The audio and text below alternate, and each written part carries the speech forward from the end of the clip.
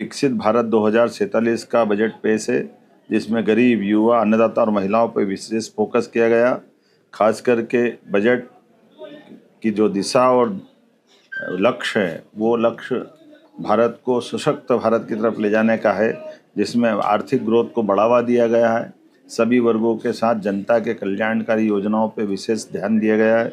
खासकर भारत को biopharma hub बनाने की दिशा में विनिर्माण क्षेत्रों के लिए रणनीतिक विकास की दृष्टि से पर्याप्त धनराशि का प्रबंधन किया गया है। क्लिनिकल ट्रायल स्थलों का विकास किया जाएगा, जिसमें 1,000 ट्रायल स्तर बनेंगे।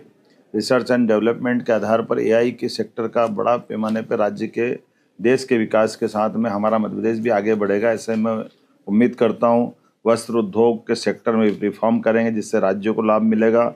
5 लाख से ज़्यादा आबादी वाले शहरों का विकास और ख़ासकर इसके लिए 5,000 करोड़ का प्रबंधन करने का व्यवस्था की गई। छोटे शहरों में भी तीर्थ स्थलों का विकास करने का पर्याप्त ध्यान दिया गया है। केयर इकोसिस्टम के माध्यम से बुजुर्गों का इलाज सही समय पर हो जाए, इसका प्रबंधन भी किया है। देश के प्रत्येक जिले में एक महिला छात्रावास बनाने का निर्माण, ये नारी सशक्तिकरण की दिशा में ठोस कदम है। भारत ग्लोबल मैन्युफैक्चरिंग का हब बने, इसके भी पर्याप्त प्रबंधन किए गए हैं। इससे कई वैश्विक देशों की चुनौतियों से निपटने में भी हमारी सरकार सक्षम होगी।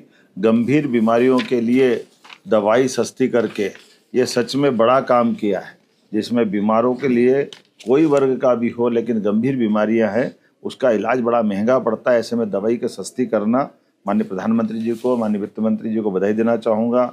खास करके पर्यटन स्थलों पर हजारों गाइड रख करके रोजगार के नए मार्ग को ढूंढने का प्रयास किया गया है। आर्कियोलॉजी की दृष्टि से, पुरातत्व की दृष्टि से जो रिजर्व स्थान है, उनको भी टूरिज्म की दृष्टि से खोलने का जो निर्णय किया गया है, इससे हमारी प्राचीन विरासत को भी लोग जानने समझने के लिए अवसर लेंगे। और ऐसे में विदेशी पर्यटकों को लाने के लिए 2% टैक्स की कमी करते हुए उनके लिए जो विशेष सौगात दी, जिसके आधार पर वैश्विक स्तर पर टूरिज्म के सेक्टर में भारत का स्थान और बढ़ेगा।